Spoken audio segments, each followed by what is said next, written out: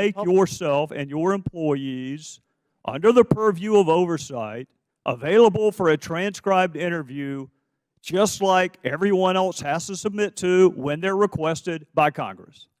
We would prefer to have a briefing and understand what the transcribed interview would be about before we commit to that. Well, Mr. Hard to know what the subject is, sir. I'm just going to tell you this. For those of us that live in states that benefit from the bank, and for those of us who have supported the reauthorization and would like to support future reauthorizations, I would encourage you to revisit your answer to that question.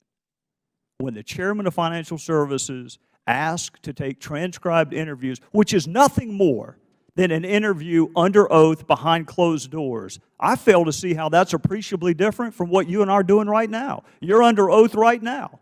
Correct, sir. It's being transcribed. That's what the lady beside you is doing. So what's the difference? It's in public, sir. So you prefer for these employees to be brought in public?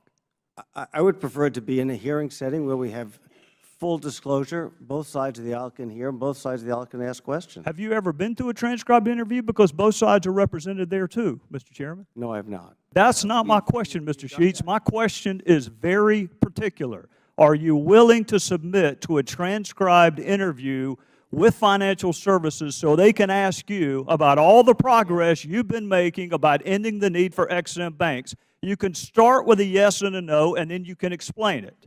And as I said, as a routine matter, no, you haven't said.